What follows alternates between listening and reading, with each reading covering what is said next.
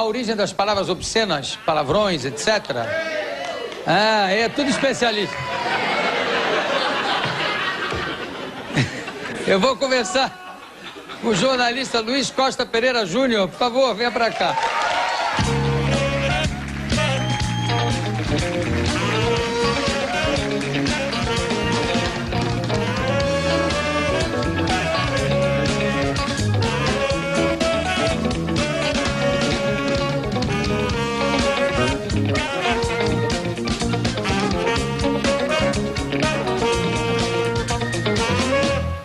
Olha só,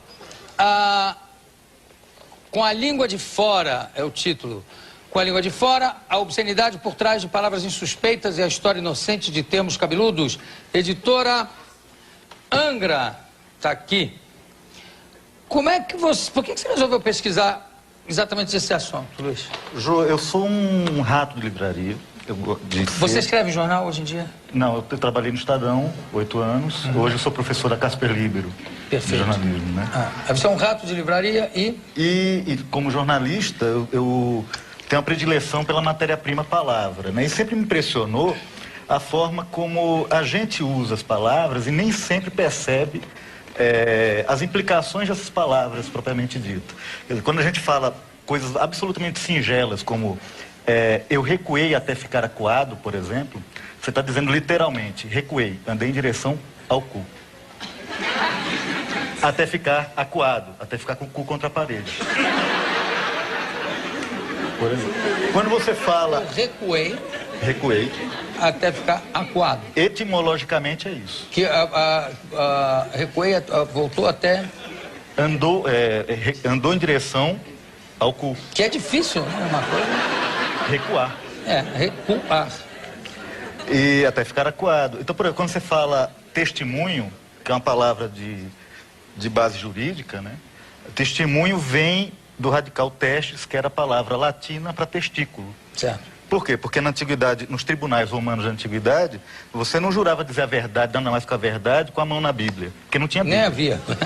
Né? Quer dizer, você segurava outra coisa, né? Então você tem várias... As mulheres seguravam o quê? Não prestavam testemunho. Ou seguravam nos testículos do juiz. Eunuco e mulher não tinham vez em tribunal romano, não podiam prestar depoimento. Aí, se você for... Isso era um hábito, parece, muito comum na antiguidade. Quando você pega a Bíblia, por exemplo, você vai no Gênesis, Abraão manda um servo jurar dizer a verdade diante do Senhor, com a mão debaixo da coxa do Abraão, que é um eufemismo para a mesma situação. Por exemplo. Isso quer dizer que o chefe tinha que botar a mão nos testículos do patrão para jurar alguma coisa. Põe a mão aqui. Não, eu já jurei ontem, jura de novo. Segura, né? Segura. Pega direito. Então, assim, me impressionou muito a forma como você... eu li uns 400 livros para fazer o livro. E de referências diversas, de livro de etimologia. Fui lendo livro de etimologia de 700 páginas, 1000 páginas. Eu sou fascinado por etimologia, por dicionários etimológicos, inclusive de saber não só a origem, mas a data em que as palavras surgem, que também é interessante. Que é muito difícil também você ter um registro muito preciso, porque você depende do registro escrito, e nem sempre o registro escrito corresponde ao uso oral da palavra. Aliás, nunca, né? Praticamente nunca. Primeiro a palavra começa a ser falada, depois escrita, ela é registrada. Perfeitamente. Você tem uma coisa que me fez fazer o livro, porque eu tinha essa base. Várias palavras, se você for procurar a origem dessas palavras, elas têm uma inversão de sentido absoluta, mas me encantou como você pode contar histórias das palavras. Eu não fiz verbetes, aqui não é um dicionário. A minha intenção, principalmente, foi tentar, como jornalista, contar uma história que tem as palavras. E tem muitas, quer dizer, várias palavras, elas revelam tabus, elas revelam preconceitos de época, elas revelam o modo como a gente... Aqui, por exemplo, cabeças chatas. Cabeça chata era a formação do exército de Dom Pedro I, que após a independência do Brasil, agremia vários sertanejos, por exemplo, no Nordeste, para lutar pela independência, nas lutas pela independência. O chapéu que eles usavam no Nordeste era um chapéu de aba larga, que foi, virou chacota dos oponentes, do exército oponente, e começaram a chamar de cabeça chata por causa disso. É uma forma de insultar. Não tem nada a ver com o que a gente sempre brinca na cabeça. Que o próprio nordestino diz, eu sou cabeça chata, legítimo, não sei o quê. Não, com o formato da cabeça, com... O nordestino já incorporou para si esse tipo que nasceu, essa expressão. Mas nasceu do chapéu e foi passado para a cabeça? Exatamente. E aí a cabeça foi assumindo isso, foi... De repente... Perfeitamente. Foi assim que foi proliferando a palavra. Você tem várias palavras que você pode revelar, por exemplo, as histórias de uma certa cultura, de uma certa civilização. Quando você fala, por exemplo, até o século XVI, não havia uma palavra específica de uso culto entre a elite europeia para órgão genital feminino, até o século XVI. Né? Você, por exemplo, vagina, vulva, ovário, útero, todas eram palavras que tinham outras aplicações até o século XVI. Vagina, por exemplo, era bainha de espada. Né? A vulva era porta de vai e vem, dessas de salão. Era a porta de entrada. Quando era muito usada. Né? Aí fica por sua conta. O útero era barriga, que servia tanto para falar de barriga de homem como de mulher. E assim vai, quer dizer, por quê? Aí eu fui pesquisando. E o ovário era lugar de guardar os ovos, ou não? Não, era... Ovário era... Não existia palavra, ovário, ela foi criada por causa dos ovários das aves. E aí migrou para ovário feminino. Perfeito. Por que acontecia isso? Porque até o século XVI, as pessoas falavam, as parteiras, os médicos, as pessoas que falavam do assunto, quando falavam do assunto, né, elas usavam os mesmos termos para órgão genital masculino.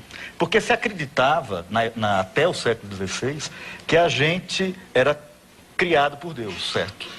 Então, o homem é um ser criado por Deus. A mulher também, mas a mulher veio da costela, é a Eva que desviou o homem, levou o homem à perdição. A Eva é um ser a mulher é um ser inferior, né? E como a mulher é um ser inferior, mas era criatura de Deus, era considerado que tinha os mesmos órgãos do homem, só que para dentro. Inferior, mal desenvolvidos. Então, Platão, Aristóteles, Galeno, que era um anatomista, e companhia limitada, todo mundo usava as palavras, por exemplo, para pênis, a mesma palavra para vagina. Que confusão, hein? Confusão total. A palavra orchei, que daria em orquídea, por exemplo, que é a base de orquídea, era uma palavra grega para testículo. Claro. Que no plural podia ser usada para órgão genital. E a raiz ainda se usa em algumas palavras, né? Orquite. Orquite, por exemplo. Não é? E orquídea, né? Não, estou dizendo referente aos testículos, né? A inflamação dos testículos, que é chamada de orquite. Sim. Né? Quer dizer, continua a mesma raiz. E você falou agora do órgão genital feminino, e eu me lembro que, por exemplo, em Romeu e Julieta do Shakespeare, né? Tem uma hora que o rapaz diz assim, vamos lá na casa dos Montecchio, ou dos Capuleto, agora não me recordo, vamos pegar as moças e arrancar seria mesmo o cabaço delas, né? Aí o outro fala assim, mas vamos tirar a cabeça delas. Aí o outro fala, a cabeça ou o cabaço? Porque o cabaço, na época, era maidenhead, ou seja, cabeça de donzela, né? Quer dizer... Uma donzela tinha maidenhead. Não havia palavra específica para o ímen que fosse no vulgar, assim?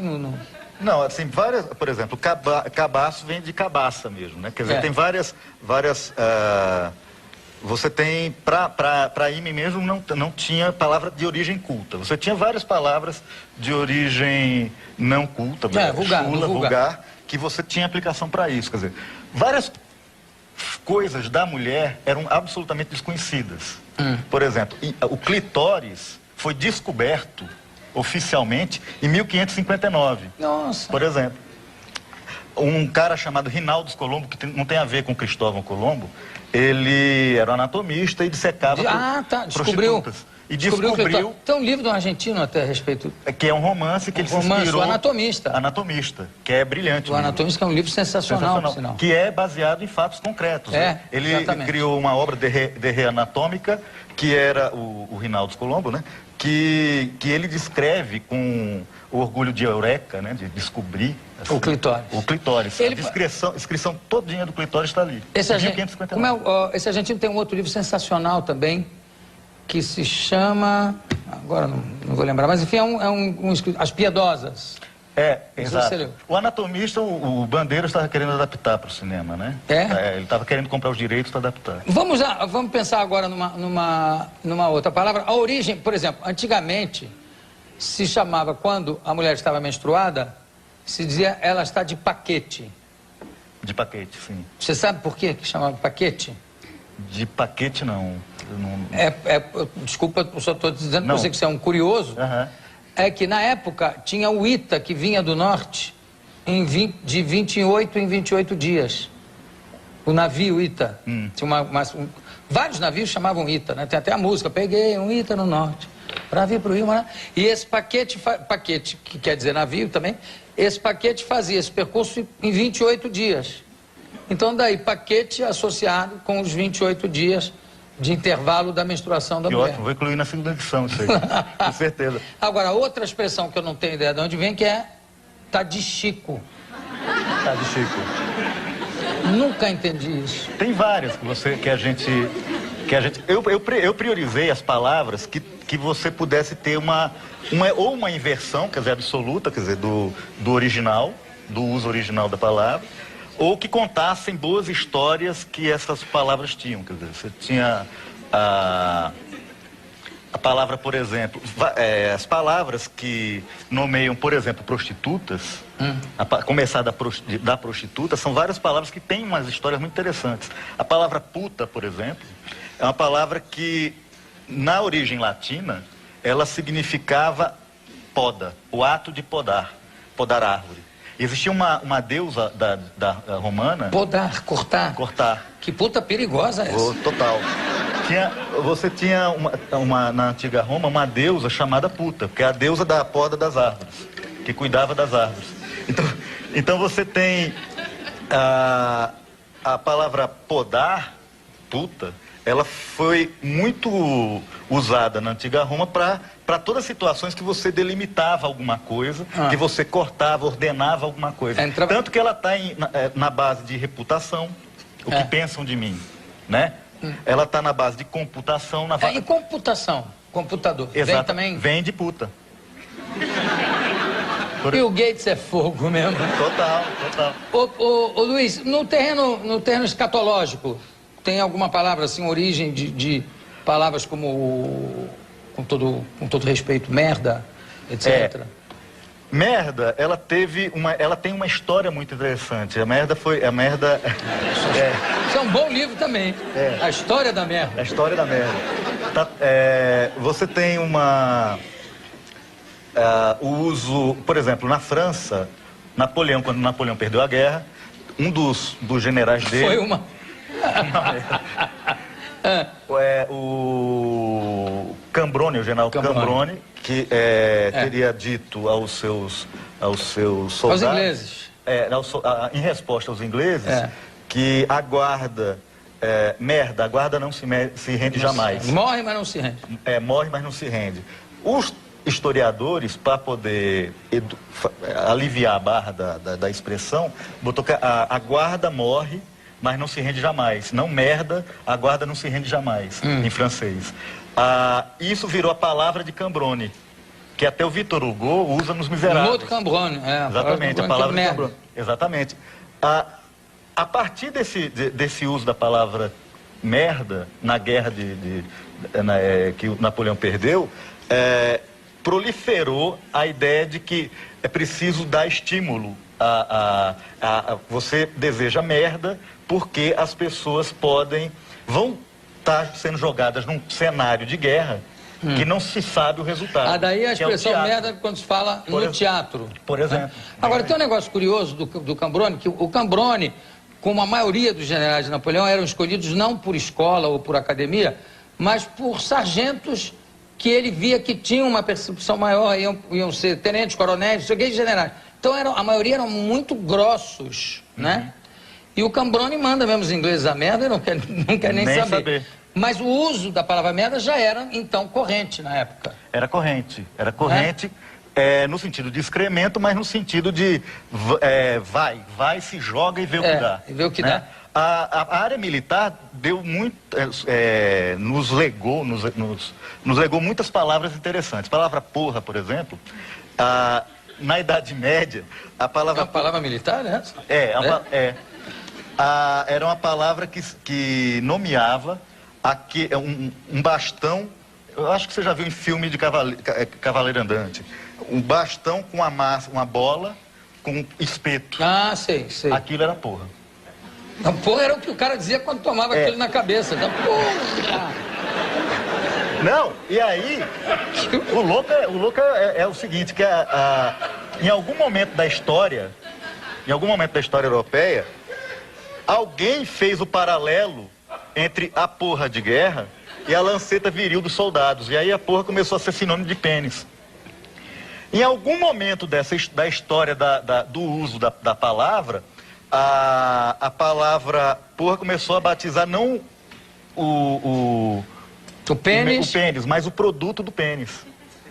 Isso veio através de um constante uso da porra. O uso da palavra, Mas a palavra porra, como vem de origem militar, ela é uma palavra que é usada como eia, para estimular uma interjeição, para estimular vai, eia. Tanto que ela está na base de umas palavras que são absolutamente pueris, assim. Ela gerou uma série evolutiva chamada porro videns, prudens, prudente. A palavra prudente vem de porra. Olha que coisa. Por quê? Porque é o cara que vê adiante. A palavra porra sempre foi usada para o que se vê adiante, o que joga a coisa à frente. Tanto que no México, o Sérgio Augusto, jornalista, ele faz um comentário que eu usei no livro, que eu achei muito interessante. A torcida de futebol no México é conhecida por porra.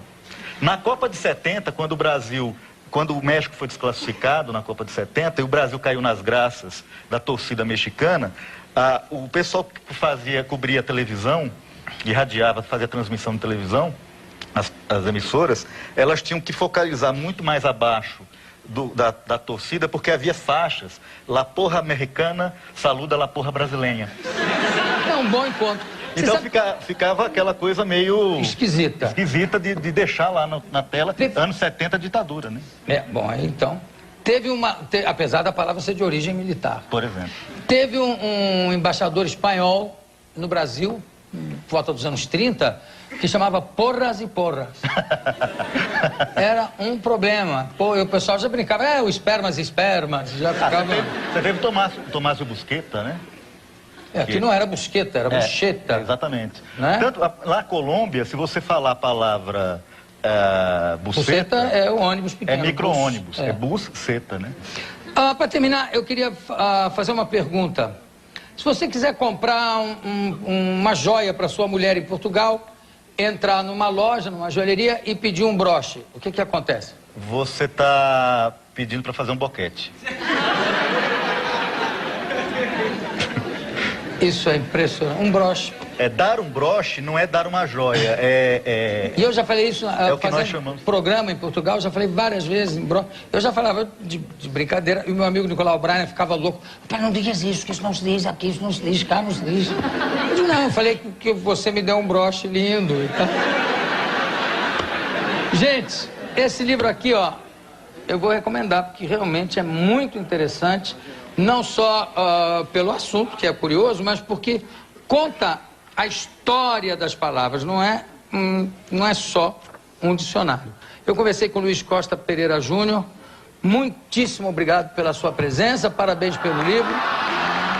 Gostamos todos. Obrigado. Eu só queria... Eu fiz esse aqui com dedicatória pra obrigado. ti. Tá bom. Certo. Obrigadíssimo. Eu tive um tratamento muito carinhoso da Angra, a editora, do Certo. Zé Luiz, que é o editor, que foi absolutamente excelente. Tá bom. O tratamento do livro. Agradeço muito. Daqui a pouco a gente volta. Obrigado.